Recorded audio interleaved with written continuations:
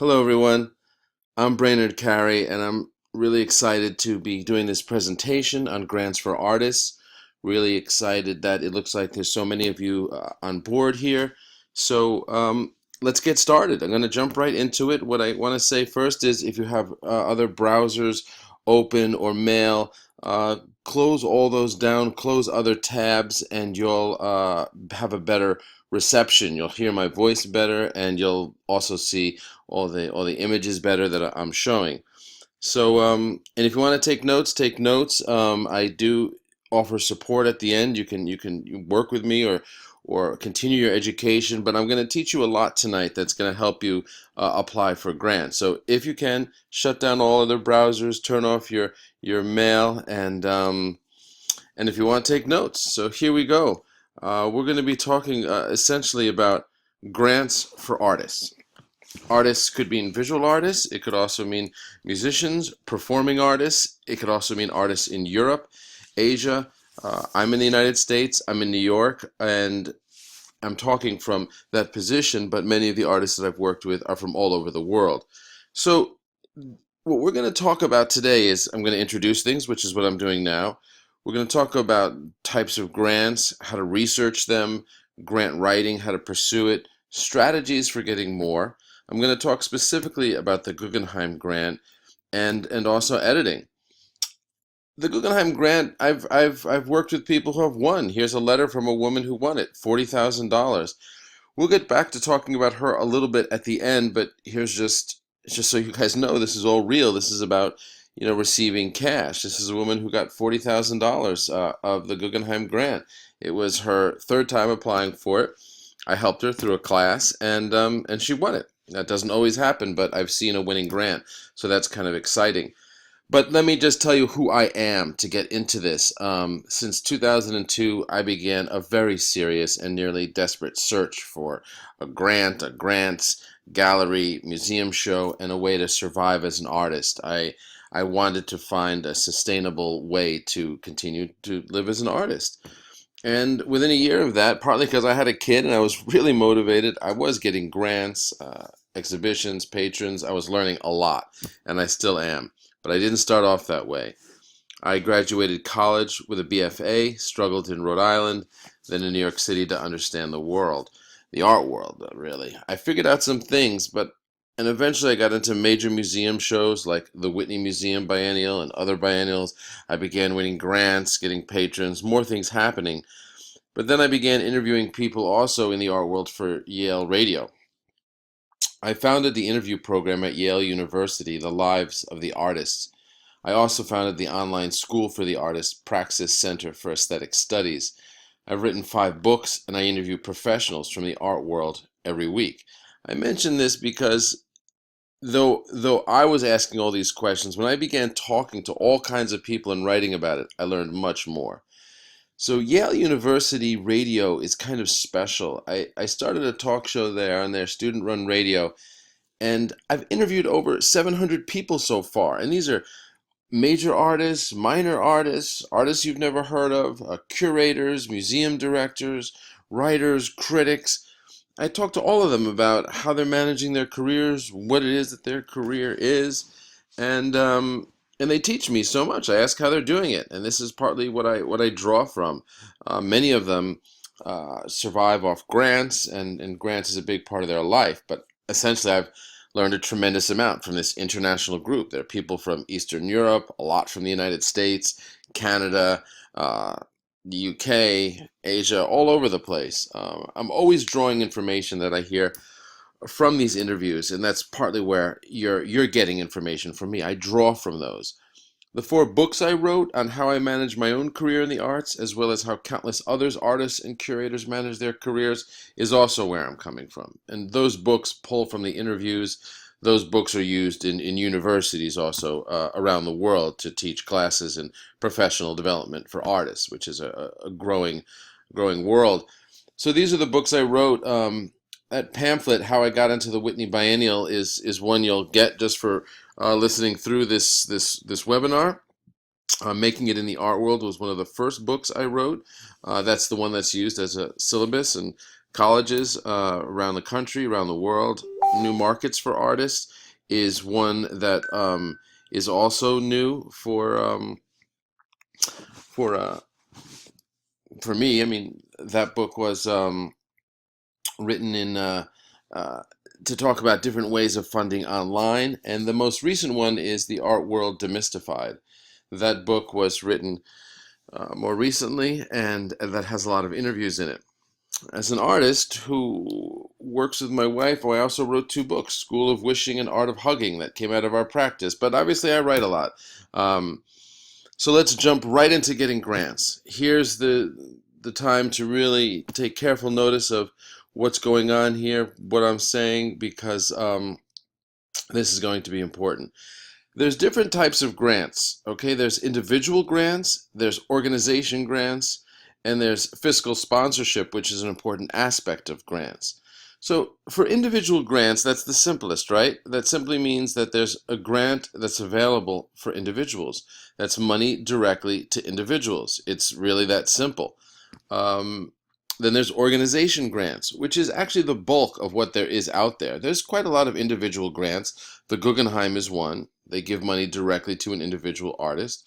Organization grants mean they give money to an organization. So you have to be an NGO if you're in Europe, a 501c3 if you're in the US, and the equivalent in Canada. And, you know, these are organizations that have nonprofit status. However, the way fiscal sponsorship works is, which I explain more in detail, but essentially for this webinar now, fiscal sponsorship is a way of receiving organizational grants. So you can do much more than individual grants. Fiscal sponsorship means an organization is accepting a grant on your behalf, and then they release the funds to you. So it's a kind of way of the money going through them. That may seem complicated, nothing to worry about right now, really. I wouldn't worry about that. The issue really is more to talk about how to apply for individual grants. So next I want to talk about individual grants and finding and applying for them. So there's a few steps to do that. Strategy is, first you need to find a grant to apply for, right? You need to find where it is and to apply for that grant. Then you need to research previous recipients of that grant. I'll tell you where to do that, but this is the basic strategy, right? You need to research previous recipients is a very important aspect, because that'll tell you the kind of people that they've given the grant to before, the kind of way those people presented themselves. It's just enormously helpful to look at recipients. And then, of course, what is the grant for? There are grants for just pursuing your practice, like the Guggenheim Fellowship, that's just to make art, you know, and the Pollock Krasner grant is like that. And then there are grants that are geared to specific interests or projects, like community development, you know, urban murals, or education, or political issues. It's grants for all kinds of things. Um, but first, you must find a grant, and not just one, ideally several grants, because you can expect a ratio, I mean, to be comfortable, of getting maybe one for every 10 you apply for, more or less. If you just apply for one here and there and you don't get it, you know, it can seem like, oh, you know, it's hard to get a grant, but it's really not that hard to get a grant. It's that you have to apply for more. So where do you research? There's online or libraries. I also do a lot of research and do resources myself that I send out to students.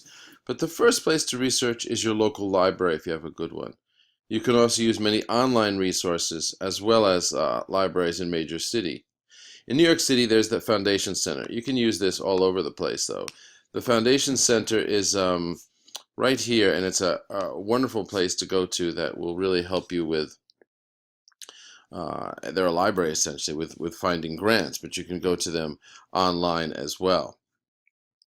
So again, today we're going through the list. We're getting right into it, so stay tuned, because we're getting now right into the nitty-gritty of what to do, right? We talked about some types of grants, we talked about research, and now we're going to talk about grant writing and strategies.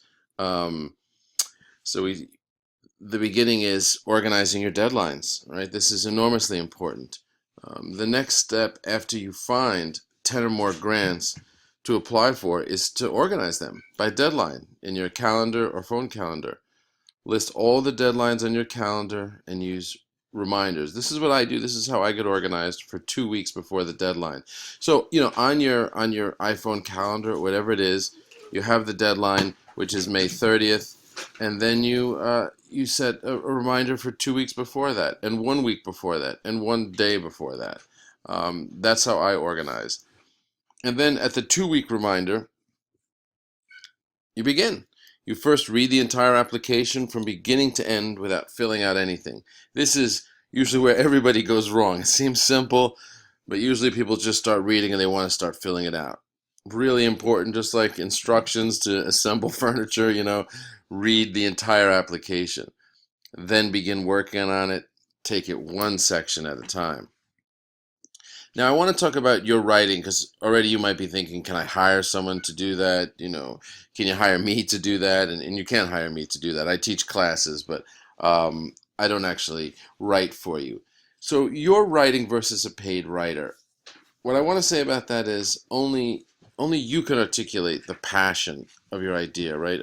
A professional writer can be used, but there's a lot of risk of its losing its pathos. The pathos is your passion, your intensity, your belief in what you're doing. And what ends up happening is with a paid writer is you end up working very hard to explain yourself to the writer because you want the writer to have that kind of pathos, that intensity, that gravitas, that power that your project has, your work has. And the only way they're going to be able to get that into the writing is if you really explain it to them endlessly and edit their writing. And essentially then you're writing it. So it's always best to do your own writing and have someone review it, take a class or something like that. But I think your writing is usually best. The idea of what you're going to write and how you're going to write is that it must be compelling writing. This is a phrase you hear often concerning grant writing. It has to be compelling. What does that mean? Grant writers talk about this. To win a grant must be compelling. It must be exciting, must be engaging. Therefore, the writing must be compelling. It must bring people in. It must be exciting.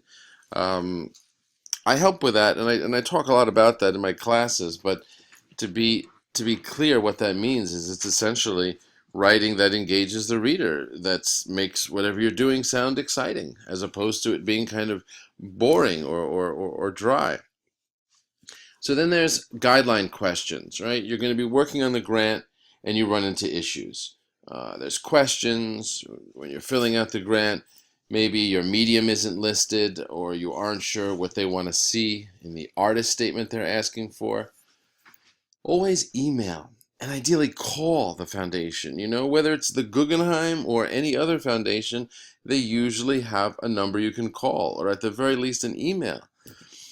Always email and ideally call the foundation with even the slightest question.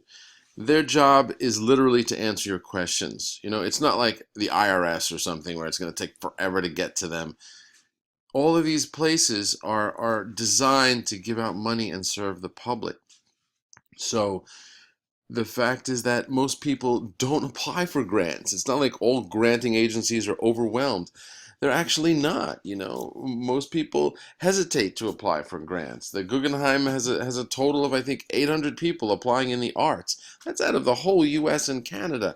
It's not that much. So always email and ideally call when you have a question and just ask them, what did you mean by the statement? Or should I include this? Anything you want. Really important to do because they're truly happy to help. So now we're at the 1 week reminder. Remember, our strategy for this is to set up deadlines and then 2 weeks and 1 week. 2 weeks you read through the grant. 1 week reminder is when you get the 1 week deadline reminder in your phone calendar or however you're setting it up. You should have most, if not all of the grant started. This is the week you refine it. Go over the writing, and when you get to the end, change the beginning in most cases. Now, what I mean by that is when you write the whole grant, sometimes by the time you get to the end of it, you're processing all of this as you're how you're saying it all and what it's about. And oftentimes, what I find as I've looked over so many grants, when when the artist gets to the end of the grant and is writing about it, sometimes the last few sentences are the time when you really articulate it all so well because you've been struggling to write all this stuff about it for the week, and when you get to the end, now your idea is finally distilled. So it's something I find in my own writing as well as other people's writings. When you get to the end, that's often the time you want to go back and change the beginning, probably with some of the text that you've used at the end. And then you prepare a final version for a friend or an editor to look at. Um, and I want to talk about editors versus friends. Okay, editors can be expensive, and friends aren't always good editors. So it's tricky, right? I would start with a friend who is a writer or reads a lot, and maybe you can exchange something with them. Otherwise, these are your choices. You either make the final draft yourself, and nobody edits it, or B, you show a friend for advice, or C, you hire an editor, which can be costly, or D, you take a class in grant writing locally, or I also teach classes and will tell you more about that. Um, but those are the choices, right? Now, the Guggenheim proposal, I want to talk a little bit about that because that's a powerful one. It's a competitive one. There's about 45,000 in unrestricted funds that go to individuals. The deadline is usually in September or October of every year, includes this year. I've taught classes in applying for this grant. At the beginning, you saw a student that won that grant. So let's talk a little bit about that grant, just to get into the meat of this, okay? There's a narrative that you're asked to write, there's a statement of plans, and there's letters of recommendation. That's the whole package. That's everything that is in that grant.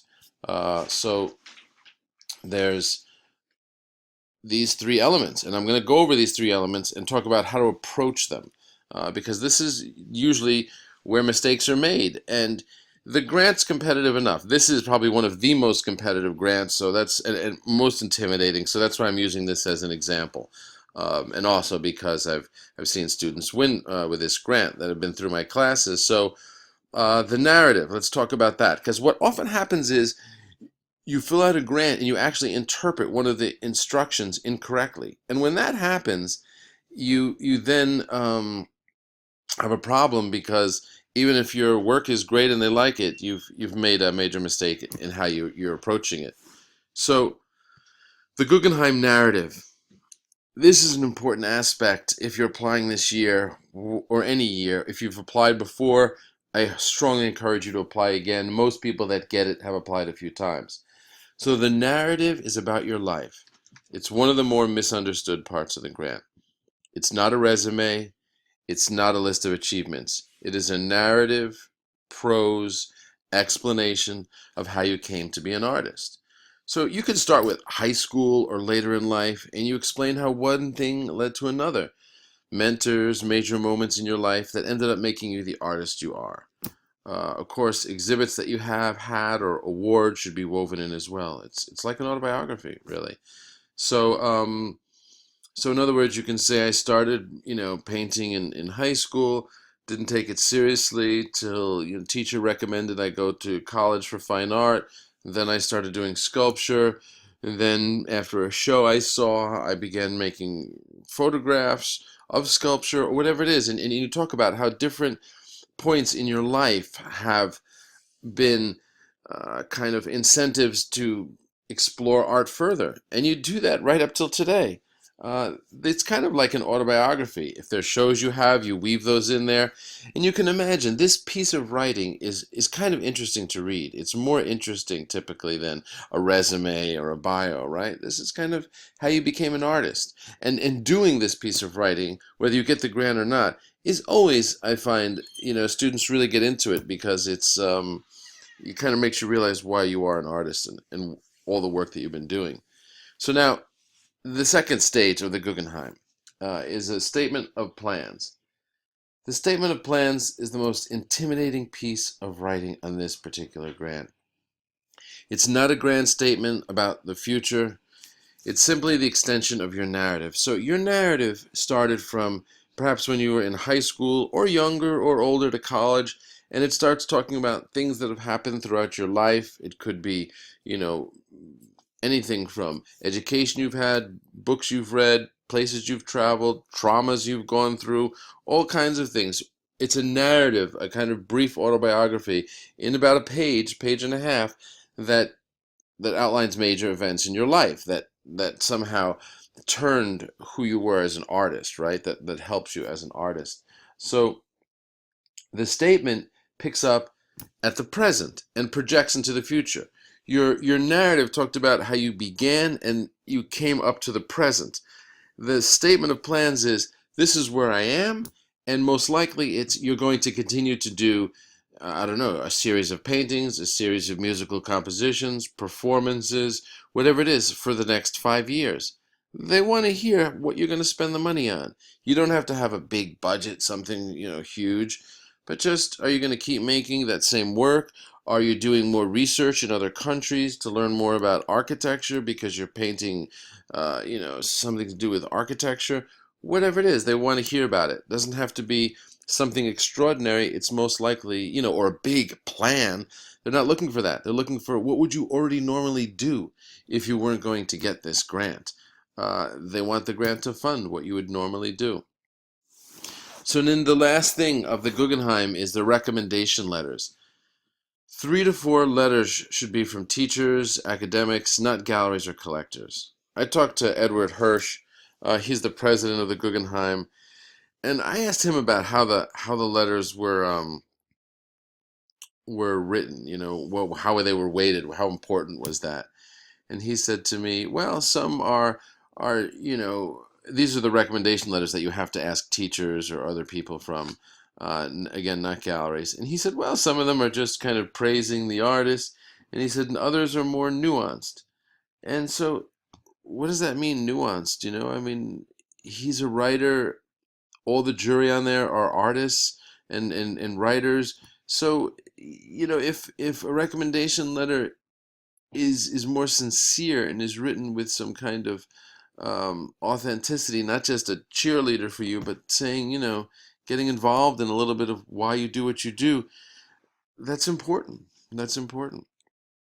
Okay, so let's do the summary here, and I'll probably close this talk and ask for live questions in less than 10 minutes. So we're almost there. The summary, the strategy for the Guggenheim. Another very easy one is coming, but the strategy for getting a grant is research, right? The library told you. Organize with reminders. Read through the grant. Write it and the final edit. The Guggenheim, specifically, it's research the previous fellows, see who they've given money to, and you'll see the kind of art that and how people have presented themselves. You use the same strategy for getting a grant as above, and you write a narrative and statement of plans. The recommendations ideally should be nuanced, which means, not just cheerleaders, but some thoughtful pieces of writing. Okay, the Awesome Foundation. This is a great grant. Just to jump right into it, it's a micro grant of $1,000 and one of the simplest to fill out. The Awesome Foundation, which is online, has chapters in a lot of different states, not all states. In the United States, they also have them in Europe. And it's one of the simplest applications to fill it out, but it's the same process as all the rest. You have to say something about why your work is, or your idea, what you're doing is awesome, why it's cool, why it's compelling. $1,000. You fill out the application. It's, I think, one page, much like the opposite of the Guggenheim, much simpler. Okay, so individual grants versus organization grants. Just to be clear, there's two kinds of grants. There's grants to individuals. That's the ones we've talked about, like the Guggenheim and the Awesome one. And then there's grants to organizations. You can only apply to ones for individuals unless you have a fiscal sponsor. A fiscal sponsor is someone like Fractured Atlas, which I talk a lot about in my classes. It's a bit much to talk about here. And that means an organization that accepts grants on your behalf, so you can apply to more grants, essentially.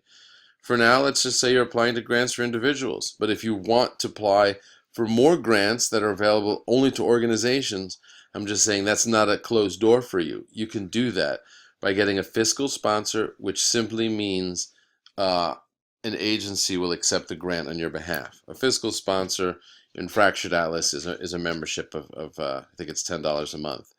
Um, it allows you to apply for grants for organization because the fiscal sponsor literally accepts the money. So let's say you apply for a grant from X organization. They give grants to organizations who are looking for artists. They're looking for artists who are doing murals in the community, let's say. So you apply for a mural that you want to do in the community or whatever it is, and you apply through the organization. That's your fiscal sponsor. They send that organization money if you win, and that organization writes you a check minus a percentage, usually about 7% for their books and fees for doing it for you, which is certainly well worth it. Even a church could be a fiscal sponsor. A local theater could be a fiscal sponsor.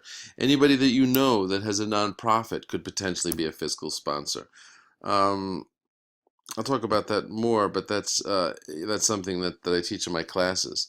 Now these are worldwide grant applications, right? It's the same process all over the world, though the structures of nonprofits and NGOs vary by country.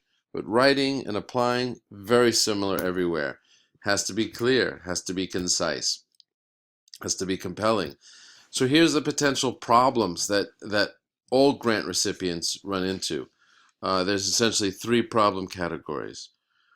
One is the time management issue, right? Not applying for grants regularly enough. That's clearly a killer. You have to apply for multiple grants on a regular basis as it fits your schedule, but if not, then the process won't work.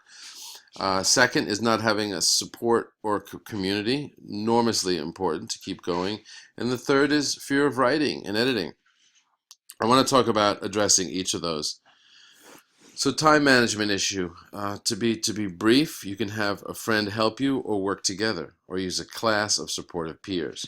I do teach classes where there are supportive peers. Let's say you don't take a class from me. Have a friend help or work together with somebody to do it. It makes all the difference than going it alone. Support. This is huge. Not having support or a community. A community or a supportive group or even a very supportive partner or spouse can help or hinder in a big way. Supportive structure is a must for all those who receive grants. And, you know, sometimes we have support from our spouse, sometimes we don't have support from our spouse. Whether you do or don't, that's important, and that has to be used really. It's really important to have that kind of support from your spouse, and if you don't, you have to find a way to get it through a community of other like-minded artists or a teacher, whatever it is. But a support structure is a must because a grant is something that most people hesitate to go through, and it's so exciting to be able to apply for grants that having support is enormously important with friends or a community or a class. Um, the third one, fear of writing and editing, is a big one, right? Maybe you're feeling that already. You don't want to write, you're not a writer, you're an artist. It's essential to find a way around this issue. Either have a friend help you, hire a writer, or take a class. Having a friend help you is certainly one way. If you have a friend who's generous enough with their time, or you can exchange something with them. Hiring a writer is usually very expensive, but if you can afford it, that's one way to get you through it because you're paying them and you have to explain everything to them and work with them. Or take a class, which again is what I teach, and if that's what you want to do, it's certainly a lot cheaper than hiring writers. So I want to talk about the psychological aspect of this, about being on your game, right? Being on your game is, are you applying for grants? Are you doing stuff? Are you feeling like you're an A or B level artist, getting grants, shows, and feeling that you're in the flow of it all? Well, whether you want more or less, that's what I'm talking about. What does it take to be on your on your game. What does it take to be at an A level and be applying for 10 grants every quarter or every year? There's an interesting phenomena that I've learned in school at all levels of education, high school, middle school, even college. And it's that those who get A's and B's tend to want to improve their grade. It just happens. Students that get A's, they want to know why they didn't get an A plus or a B plus. They want to know why they didn't get an A. They tend to be always on it.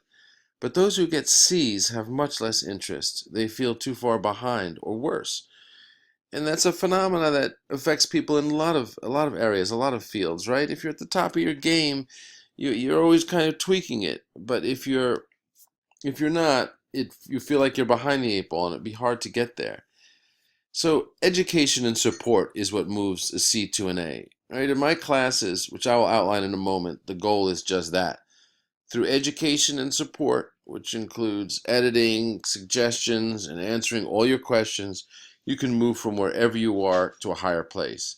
And your peers in the class will be invaluable, right? It's all about support and education.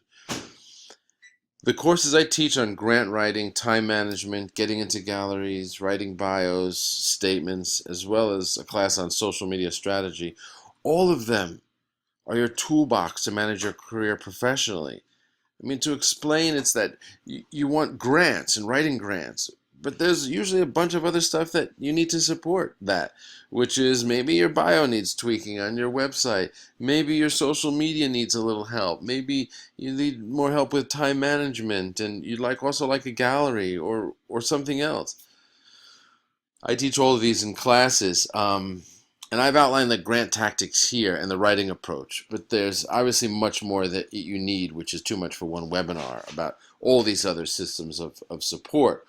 Also, a community of artists await you that's as valuable as the class because they will have the same goals as you and will be supportive. So let me explain a little bit of what I'm talking about. I teach a bundle of 9 classes, which is your toolbox to change your game to a higher level and get the success you're after professionally. Class 1 is getting into a gallery, as well as museum tactics. I've been in museums, galleries. I talked to you about negotiations and tactics. The class comes with an online classroom. It's a closed Facebook group that only students get into. And you meet and interact with other students. Most importantly, I think, is a class on writing. You'll learn how to write a bio, press release, an artist statement. It's no small task. I'll actually edit those for you. The bio is essential. These all come into play with grants and will serve to support your art and not undermine it when you're making applications for exhibits as well as grants. But grant writing, that's what we're talking about today, right? In this class, you'll learn how to find grants, how to apply for them effectively. You want your proposal to be compelling, and I'll help with that. You get fresh grant lists every week, and your classmates and myself are your support system.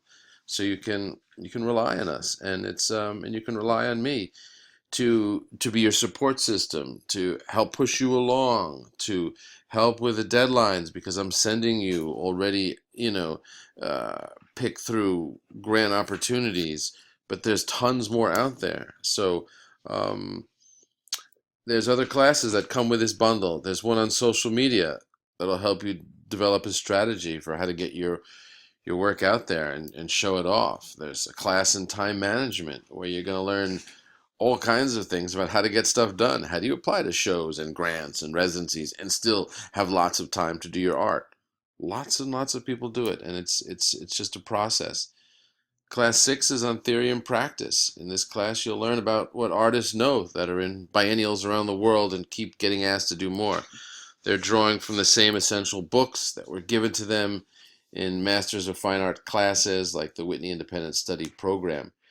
You don't have to be a conceptual artist to make use of this. It will help you to reference ways of thinking and looking and add context to your work, whether you're a visual artist, musician, performer, dancer, would help anyone. Class 7, taxes and finance. Nobody likes to talk about it, right? But there are things you need to know as an artist, and there's a class that'll give you a lot of support in that. Kickstarter is also a great way to raise money. I've personally used it. Worked with James Franco, my wife, raised quite a bit of money. Not a huge amount, 16,000. So all classes come with peer support. In this class as well, which will help propel you forward, you know. So I'm going to get to the Q&A in just a moment, but what does this all cost? There are universities that are starting to teach some of these courses based on my books, but it's not cheap. So this is the deal. Grant writing is $195. Writing for artists, $195. All of these classes are about $200. It's about $1,500 worth of classes.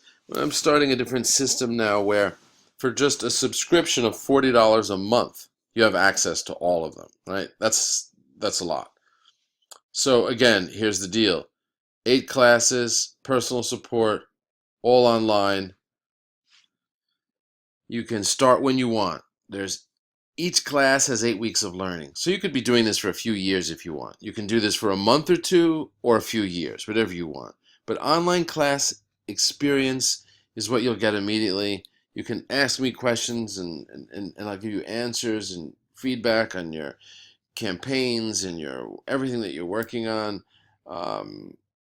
I'll give you personal editing suggestions, and there's a private Facebook classroom. So if the whole value of this is $1,500, the cost for today is just $40 a month. You can stop when you want.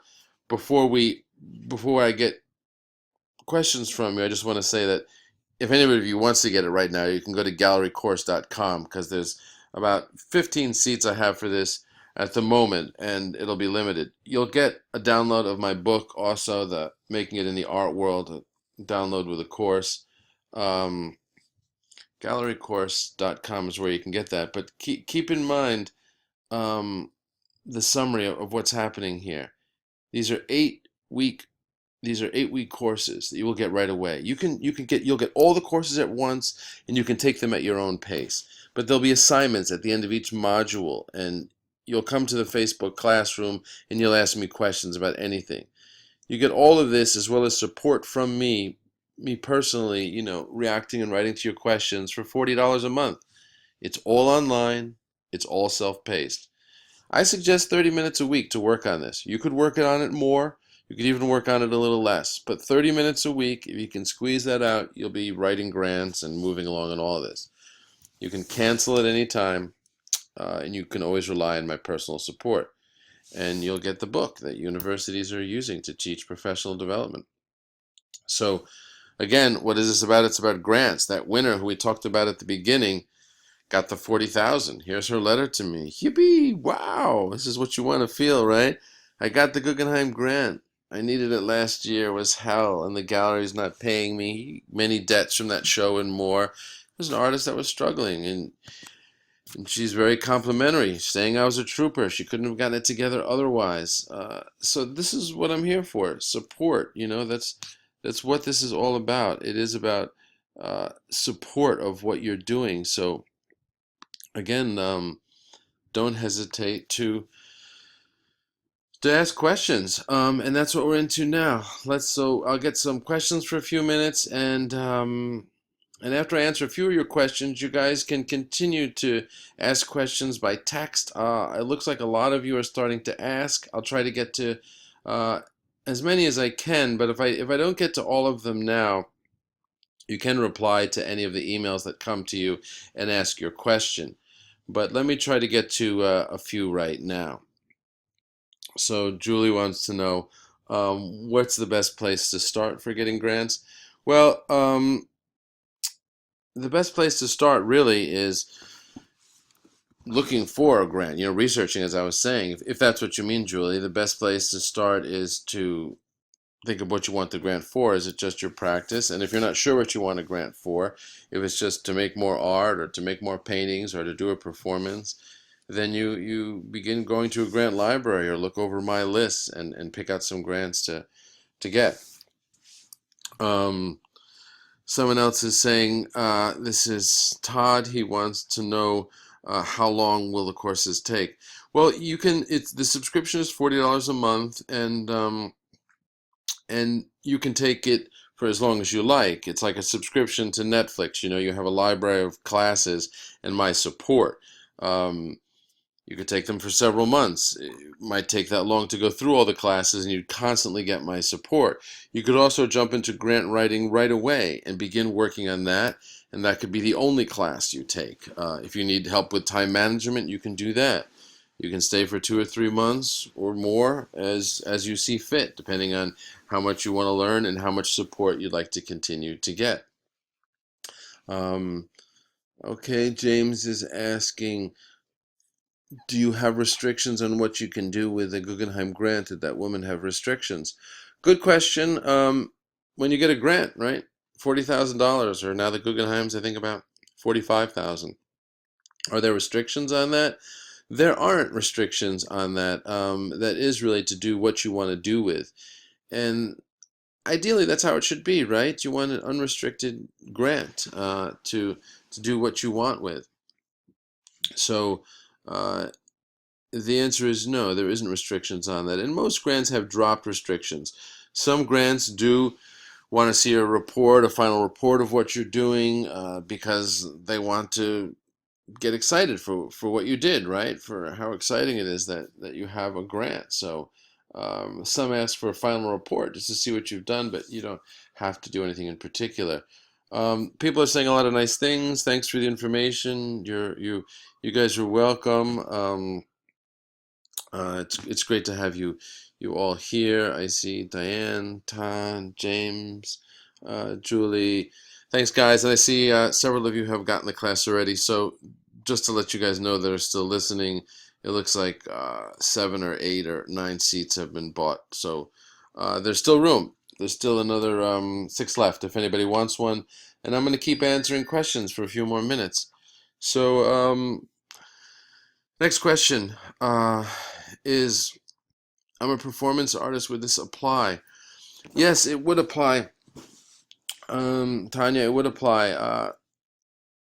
Grants are available for all kinds of artists. You can do very political work that's very difficult to show anywhere. You could be doing work that is not difficult at all. Landscapes, flowers. You could be doing work that's theatrical, musical, you name it, writing books, or just needing, funds for studio practice. There's all kinds of things. So yes, it would work for performance, but for all those who may also ask about it, it would work for all mediums. So I encourage you to think about that and join the class. I see more people are, so great. Welcome everybody.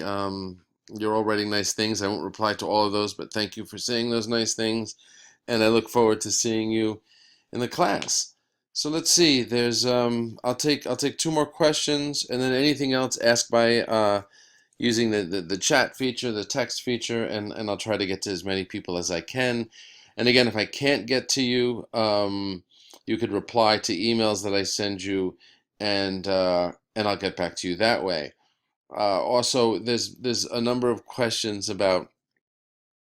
I mean, this question is coming up more than once about how quickly can you get into the Facebook Classroom. Look, if you're signing up today, right now, you'll have it all accessible to you either within the few hours or by tomorrow. Within 24 hours, you'll have access to everything, all the classes at once.